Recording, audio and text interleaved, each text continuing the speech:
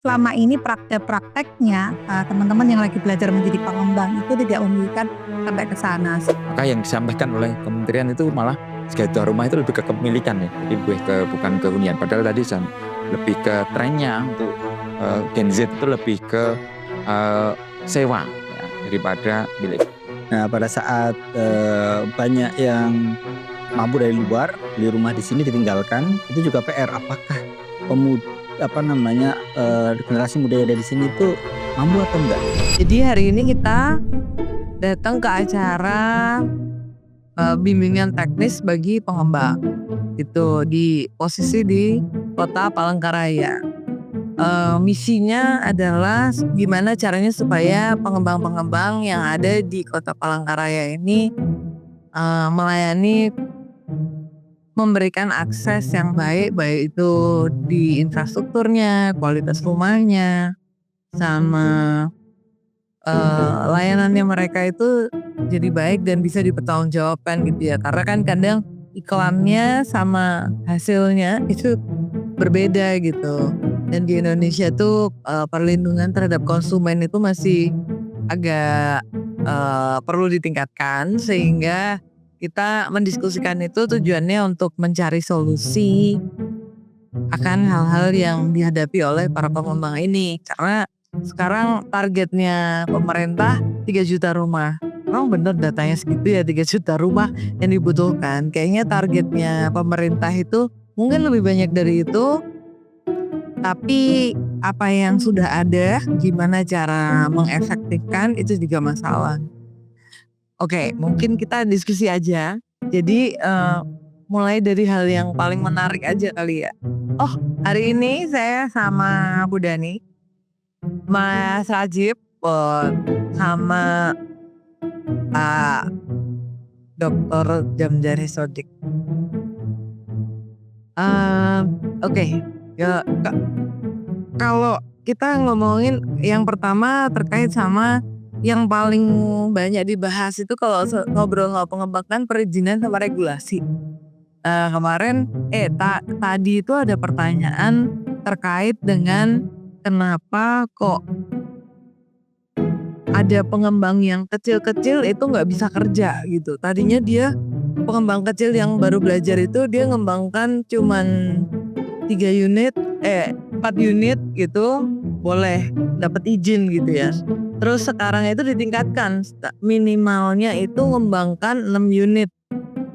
Terus dia udah terlanjur beli tanah, jadi dia nggak bisa masih kembangin, nggak dapat izin gitu ya. Udah nih tadi menyampaikan beberapa yang kaitannya sama aturan ini. Nah, bisa nggak cerita sedikit sebetulnya itu mestinya berapa unit sih? Kenapa kok 6 unit gitu? Bukan satu hamparan berapa puluh, berapa ratus unit minimal gitu. Karena kan nanti infrastrukturnya yang di situ jadi susah, makin nggak terpadu gitu. Oke, sebenarnya tadi juga saya sampaikan juga ya kaitannya dengan regulasi perumahan untuk MBR. Jadi regulasi perumahan MBR itu ada maksimalnya tadi ya, terus kemudian minimalnya 0,5 hektar gitu. Jadi batasannya seperti itu. Kenapa diatur kaitannya dengan jumlah minimal? Karena kaitannya pengembang yang skala kecil itu kan memang dibatasi oleh tadi kualifikasinya kaitannya dengan modal dan segala macam gitu. Jadi 6 unit batasan minimal itu sebenarnya agar mereka punya tanggung jawab untuk penyediaan PSU. Karena selama ini prakteknya teman-teman yang lagi belajar menjadi pengembang itu tidak memberikan sampai ke sana. Sehingga pada saat nanti setelah mereka selesai dan sudah dibeli dan hilang, proses untuk PSU, penyediaannya bahkan kadang ada yang tidak menyediakan itu menjadi sisa. Mulai sekarang regulasi kaitannya dengan itu tuh mengikat jumlah unit rumah yang bisa difasilitasi oleh PSU gitu. Ya ini yang mungkin di pemerintah Kota Palangkaraya sendiri itu belum sampai ke sana begitu. Oke, kalau misalnya nih, kalau satu kompleks itu isinya 6 gitu. Itu jadi masalah nggak? kalau, eee, dia tuh butuh fasum-fasos yang ada di sekitar situ. Karena kan isunya keamanan. Iya. Mungkin kan yang sebelahnya itu mau ditumpangi fasilitas, ya apa, ruang terbukanya atau, tamannya atau parkirnya numpang di situ gitu. Masalah nggak tuh? Iya, jelas itu masalah minimal 6 unit itu kalau kita lihat pada prakteknya paling tetap hanya PSU di jalan dan drainase, artinya saya yakin pasti tidak akan sampai ke sana untuk penyediaan kalau untuk yang di 6 unit kita. Betul. Oke, selain itu juga masalah perizinan itu banyak kali ya. Padahal kita tadi ngomongin tentang isu rumah sewa, isu apa, kebijakan, perumahan dan kawasan pemukiman yang ada gitu. Kita punya problem besar tidak hanya masalah perizinan aja ya, karena kan yang dijamin sama negara itu menghuni rumah dengan layak, bukan memiliki rumah dengan layak. Nah, balik lagi, sebetulnya Indonesia itu punya problem yang besar karena program-program yang ada tuh lebih ke arah memiliki rumah, bukan menghuni dengan layak gitu. Makanya ada klinik PKP itu tujuannya supaya ada apa, layanan konsultasi konstruksi gitu ya. Mungkin, saya mau nanya ke Pak Sodik nih, ini kan trennya itu kan Indonesia itu generasi yang sekarang ini butuh rumah yang milenial ya malah. Iya. Itu yang sama nanti ke depannya itu Gen Z itu butuh hunian layak, itu kan kelompoknya tuh agak berbeda ya profilnya. Selain dia tuh kelompoknya menengah, sering pindah, Nambinda. praktis gitu ya, heeh, seneng-seneng sewa daripada gitu. Mungkin Pak Sodik bisa cerita sedikit? Oke, jadi saya tidak bicara teknis ya, kait Saya dari ekonomi, jadi lebih ke arah kebijakan secara makro. Jadi arah kebijakan dan strategi terkait di kementerian, termasuk di dalam dituangkan dalam sasaran pembangunan nasional RPJMN tahun 2025-2029, itu salah satunya disebutkan adalah terkait dengan program pembangunan 3 juta rumah yang di sini Kemen PKP sebagai pelaksana ya. Jadi, nah, peran di dalam kebijakan tersebut adalah peran pengembangan strategi 3 juta rumah. Itu sebenarnya tidak hanya sekedar membangun rumah ya, tapi lebih ke akses ya, penyedia akses layanan yang beragam. Maka kemudian arah baru kebijakan perumahan tidak sekedar dari ownership base tapi menuju akses based housing. Jadi di sini sudah disampaikan oleh eee, Mbak Tia ya terkait dengan itu, yaitu termasuk di antaranya adalah tren sekarang adalah rumah sewa dan seterusnya. Apalagi kalau kita lihat di bara data tren penduduk yang tinggal di perkotaan 10 tahun ke depan di Indonesia itu ada sekitar 200 juta. Artinya bahwa di sini kalau kita lihat bahwa penduduk perkotaan yang notabene sebagian menengah ya, dan sebetulnya mereka tidak butuh hunian yang dalam artian di sini adalah lebih ke kepemilikan, tapi lebih ke akses aja huniannya. Jadi maka mereka menjadi pangsa pasar untuk sewa. Nah, ini yang belum dibidik oleh pengembang ya, bahkan mungkin di Indonesia.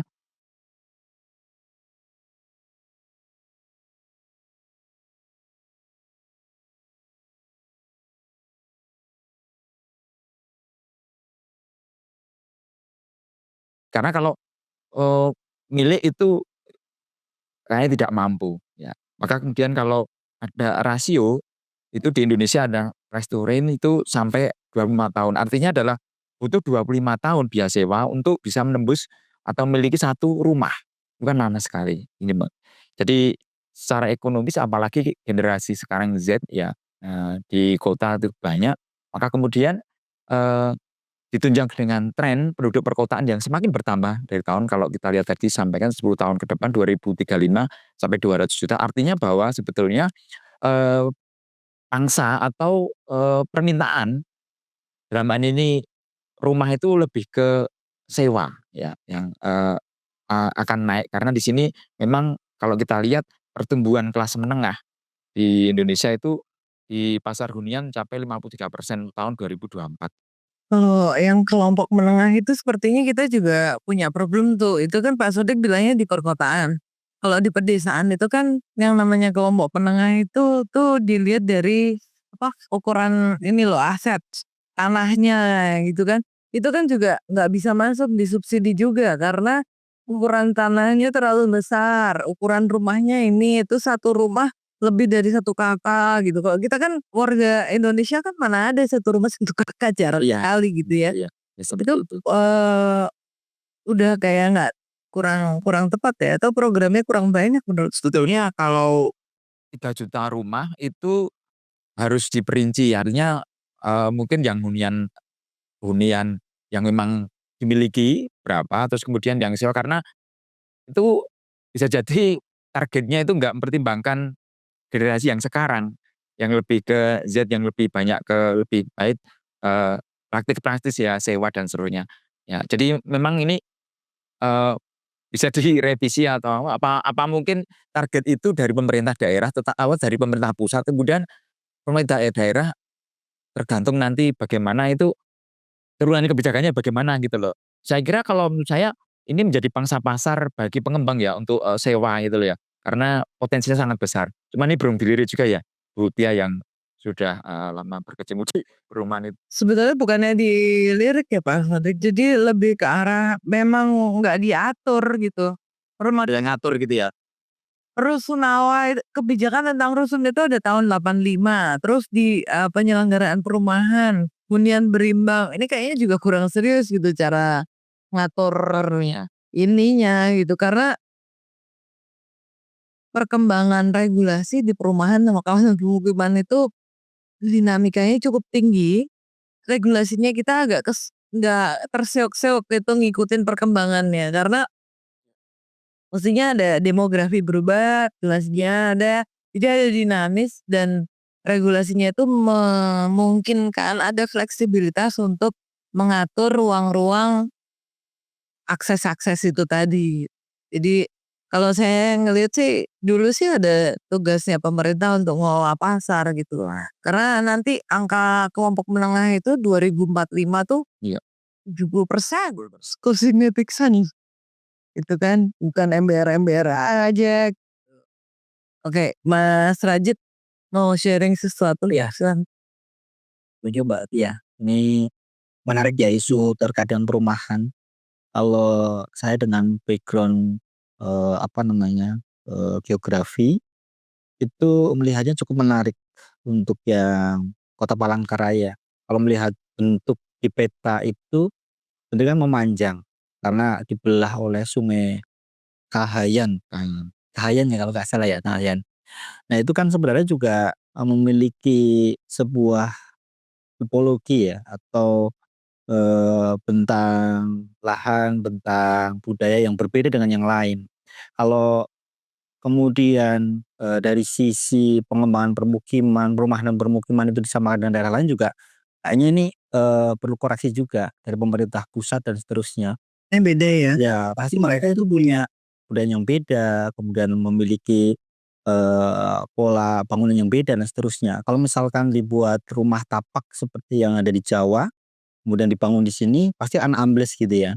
Nah, nanti akan cepat rusak dan seterusnya. Apalagi melihat isu-isu yang tadi itu, dari drainase yang tidak disediakan oleh pengembang, kemudian jalannya juga, cepat rusak dan seterusnya.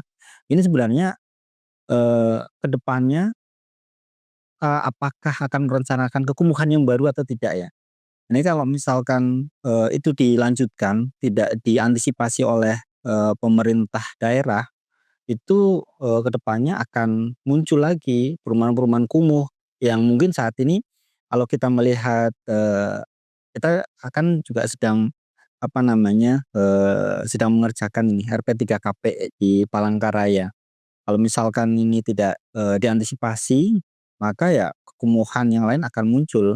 Samping saat ini, eee, kumuh yang ada di sekitar tepian sungai karena kan memang budaya, untuk tempat tinggal itu kan ada di tepian sungai itu, di Sungai Kahayan terutama ya, ada di Pahandut, terus ada di daerah-daerah yang mungkin, cukup terkenal padat itu, ada Panarung, terus kemudian ada, tumbang raun, terus ada, jekan raya juga.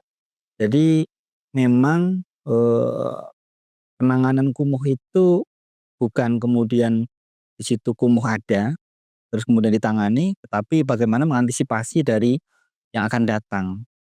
Kemudian tadi kalau membahas dari Gen Z dan seterusnya itu kan bonus demografi yang memang kemudian akan, perlu untuk kita, perhatikan pada saat Gen Z kemudian, memiliki budaya bermukim yang berbeda dengan yang lain, itu, mungkin akan meninggalkan budaya yang lama. Pada Iya. saat, kita melihat Kalimantan, kemudian Palangkaraya itu, bayangan kita di luar itu adalah daerah yang memang identik dengan sungai, mungkin ke depannya itu akan jadi daerah yang meninggalkan budaya sungainya. Jadi masuk ke budaya darat seperti yang lain. Padahal di sini dari awal sampai sekarang itu kan memang, mereka sudah istilahnya harmoni ya, harmoni dengan lingkungan, kanan kirinya itu rawa. Pada saat itu mereka membangun dengan rumah panggung dan seterusnya, dan mereka sampai hidup, sangat lama sekali, mungkin ratusan tahun di sini. Tapi kemudian budaya itu kalau misalkan tidak dijaga, akan hilang, maka nanti, perumahan dan lain sebagainya akan berbeda landscape-nya. Kita tidak akan menemui rumah-rumah panggung di tepian sungai, ataupun ada itu tidak terawat, jadi rumah-rumah yang mungkin, rusak dan seterusnya. Artinya, faktor geografis di sini saya rasa, penting untuk diperhatikan juga. Selain dari tadi itu ekonomi, kemudian, Gen Z yang kemungkinan banyak yang sewa dan seterusnya. Mungkin kita perlu memperhatikan tipe perumahan yang cocok ada di daerah Palangkaraya seperti apa. Dan sekali lagi pada saat kita melihat, orang-orang yang membeli rumah itu kebanyakan isu yang sekarang kan pihak luar ya. Dari luar kemudian, keterima kerja di sini dan kemudian mereka mampu beli rumah setelah berapa 1 tahun, 2 tahun promosi pindah. Iya. Sekarang di sini kosong. Nah pada saat kosong itu kan sebenarnya mereka meninggalkan masalah ya, masalah sosial, masalah, eee, apa namanya ya bencana banjir dan seterusnya yang tidak terawat, rumah-rumahnya dan seterusnya. Itu kan akan melihat landscape, perumahan permukiman pada saat masuk ke sini kan akan melihatnya nggak begitu well, tidak bagus gitu ya. Nah pada saat, banyak yang mampu dari luar, beli rumah di sini ditinggalkan, itu juga PR. Apakah pemud generasi muda yang ada di sini itu mampu atau enggak membeli rumah? Ataukah mereka tinggal dengan orang tua dalam satu rumah ada beberapa kakak itu kan jadi hal yang, menarik juga. Nah pada saat, dari kebudayaan dan lain sebagainya, landscape sosial yang ada di Kalimantan terutama di Palangkaraya ini diperhatikan, mereka mata pelajarannya apa sih yang ada di sini? Misalkan rawa ya, ya mungkin mereka, tambak, mungkin mereka mencari dari alam dan seterusnya, tidak diperhatikan juga, maka mereka akan kalah dengan pendatang. Mungkin hal semacam itu, Mbak Tia. Jadi dari landscape, alamnya sama sosialnya kan pasti akan unik Palangkaraya ini. Tapi pada saat itu tidak diperhatikan, maka yang terjadi ya, budaya luar untuk bermukim itu yang akan, muncul di Palangkaraya ini. Landscape pada saat kita ke sini ingin melihat rumah di tepian sungai yang seperti di TV-TV zaman dulu itu yang kayak indah kebayang di sini, sampai di sini, loh ternyata rumah sama aja luar, jadi tidak unik lagi. Mungkin itu, Mbak. Oke, jadi itu cukup menarik, dari dari bidang perumahan dan kawasan pemukiman itu sebetulnya dampaknya cukup signifikan ya. Yang pertama pengaruh terhadap budaya. Jadi saya sebetulnya menggarisbawahi apa benar kita kan ini ceritanya di banyak tempat target RPJP, terus rencana-rencana kementerian itu kan pengennya memperkuat identitas bangsa Indonesia sebetulnya, ketahanan, nasional yang terkait sama social ordinance atau tatanan sosialnya kita, keperanatan sosial kita. Sebetulnya jadi perumahan sama kawasan pemukiman itu memiliki peran besar karena tatanan sosial itu bisa dimonitor. Jadi gini, kalau dulu ya belajar di arsitek itu kita mendesain ruang itu tujuannya untuk membentuk karakter sama perilaku orang-orang yang berada di sekitar situ. Ya, jadi sebetulnya kalau misalnya standarnya itu tidak memperkuat identitas warga kota Palangkaraya dan Kalimantan Tengah dan masing-masing kota di Indonesia, kepunahan tatanan sosial itu bisa berawal dari situ ya sebetulnya. Oke, itu yang pertama. Yang kedua, tidak ada suku bangsa di Indonesia itu yang yang tidak merawat orang tuanya. Jadi satu rumah itu pasti lebih dari satu kakak. Kalau misalnya peraturan perundang-undangan, programnya pemerintah itu lebih ke satu rumah satu kakak aja, otomatis kita iya selain tidak sesuai juga iya, selain itu juga kita berusaha untuk memunahkan budaya kita untuk merawat orang tua. Itu aja sih. Jadi saya pikir kayaknya mau dibawa kemana arah negara ini sepertinya perumahan dan kawasan permukiman memiliki peran penting untuk pembangunan Indonesia.